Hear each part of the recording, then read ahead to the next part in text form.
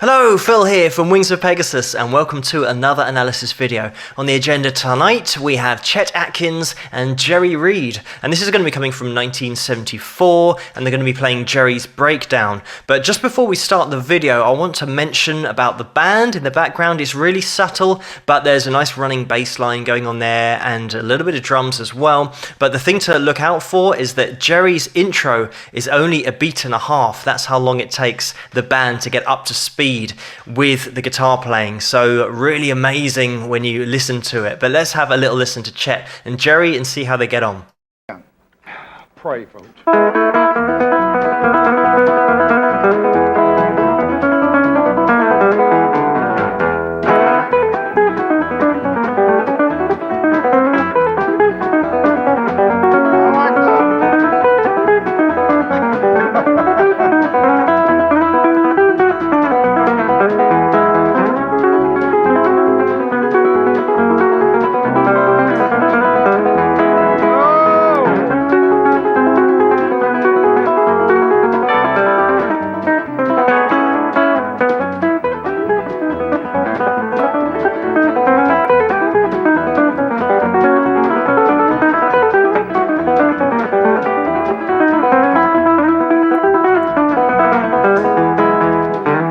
It's your time. There we go, there's Jerry's first little lead there, and what's amazing is it's absolutely breathless. And just to quickly explain, if people don't play guitar and they wonder what they've got in their thumbs, they're just wearing a thumb pick, which basically is taking the place of their nail. You might see some classical players or fingerstyle players who have got very long nails and they grow them out to take the place of picks, so then they can strike the strings and speed up the playing quite a lot, because you're now no longer having to pinch from underneath the string and pull it up to get it to sound. You can just strike it with effectively a pick on the end of your fingers. But this is what they've both got on here on their thumb. As you can see, we get a really nice close-up sometimes of their right hand playing, and you can see the amount of work that's going on there. With this country style, it's got to be so accurate and so well drilled in order to never miss a note, because in country, if you're playing and you're missing notes consecutively or missing every third note, it's just going to sound rubbish. And these guys, it's so deceptively brilliant because they make it look so easy. And I'm sure a lot of people sitting at home who might play fingerstyle or might play a bit of country themselves understand exactly how difficult this is. What tends to happen with fingerstyle is that with chord shapes, you have a very set pattern that sometimes is just the same throughout 3 or 4 minutes of a track, and you're just literally just changing the root note with your thumb. But sometimes that first, second and third finger can always just stay on that high E, B and G string, and that's where they sit for the whole song. The thing is with this, and especially country music in general, is that you get all those lead lines thrown in there as well, so that right hand is really moving up and down to really accommodate all of those lead notes. So there's so much technicality going on here. And the other thing about this is the melody. Don't overlook the melody that's worked into this song. It isn't a track where it's so technically impressive you just think, oh, that's technically good, and you're just looking at the playing. You're listening to the music, you're listening to the progression and the journey that the music takes you on. And that's why I mentioned it was deceptive earlier, because you start listening to the music and all that technical stuff going on is totally flying under the radar, because you're listening to how great the melody is and how great the progression is, and you're listening to that overall piece of music and you're not breaking it down into techniques. It's just when you then start to break it down into individual techniques, it then blows your mind as to how difficult this is to pull off. We're playing on nylon strings here and also electric guitar with that really clean tone. It's got to be technically on the money for the whole performance, because you've got nowhere to hide. And that's why a lot of rock guys and hard rock and metal players cite guys like this as influences, because they absolutely show you how to do it and how it should sound. There's so many guys that might rely on effects to get them through a gig or getting through a particular solo, but here it's just pure, clean, unadulterated technical playing that you can just really sit down and appreciate how good it is. But let's now get into Chet's lead break here. Do it.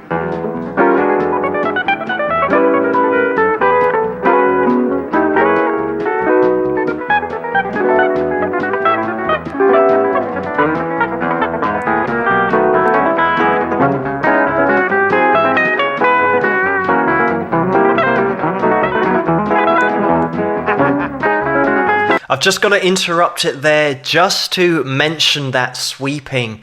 This is 1974. If people don't play guitar, don't know what sweeping is, it's when you effectively rake down strings. Like you saw there, Chet was using his thumb, and like I mentioned, he's got that thumb pick on, to rake down or sweep down across multiple strings very quickly, and your left hand follows the pick. So the synchronization between your left hand and right hand has got to be absolutely perfect.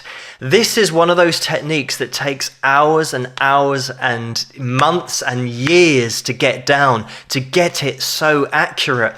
That technique very much nowadays is seen as a rock technique and a metal technique, and a lot of the really fast players use this sweeping technique up and down chords.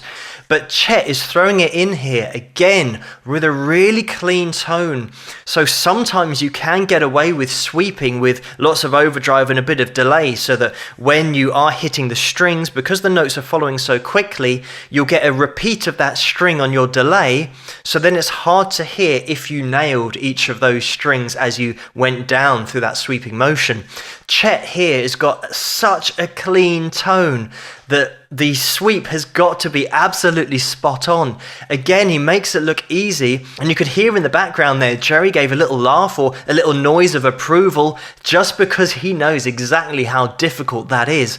And again, it can fly under the radar because blink and you'll miss it. But it's those little techniques that Chet throws in there that sound like just great melody and just great playing, but unless you know how difficult that is, it has taken years to get to that level. And this is what I love, is that these country guys just throw it in as a throwaway line, and it's just a tiny part of that overall composition, when what you'll find is a lot of the time players who have got to this level and can sweep like this, they spend so long sweeping almost trying to show off what they can do all the time.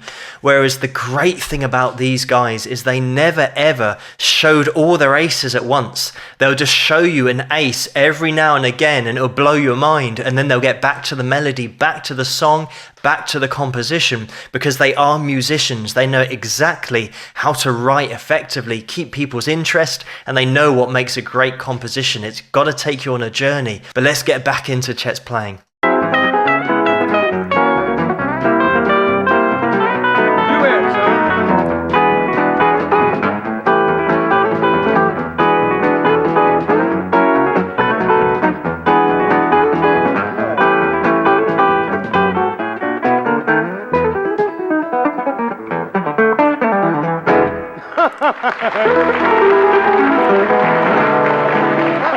I love that. And there we go. That is an amazing performance. What I like about that performance is there's so much technique in there, but they don't stand on ceremony with it. They just throw it in there, and if it adds to the track, that's why they use it.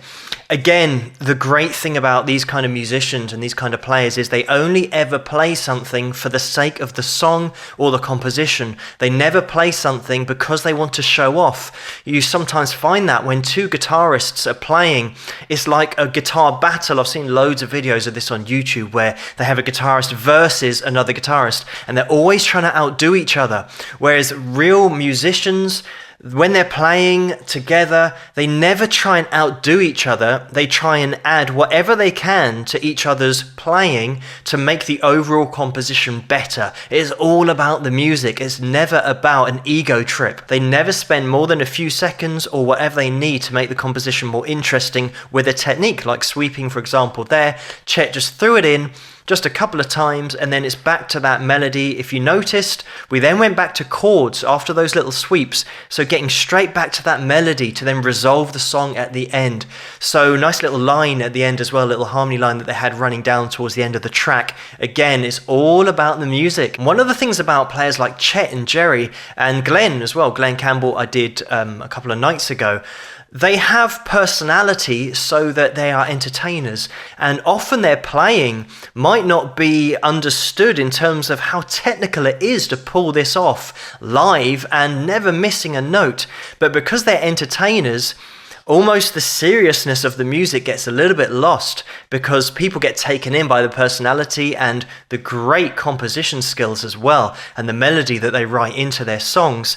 But people might not notice, it might fly under the radar how difficult it is to play this kind of stuff. But these guys are the exception to the rule, where they can be really introverted and really focused on getting their technique up to such a high level, but then when they're in front of people performing, they can be extrovert and they can be likable and they can connect with an audience, which is the most important thing. If you're in front of lots of people, being able to connect not only with your personality but through the music as well, making it so melodic and being a great songwriter, and all of those abilities have to come out in order for you to be able to connect with an audience.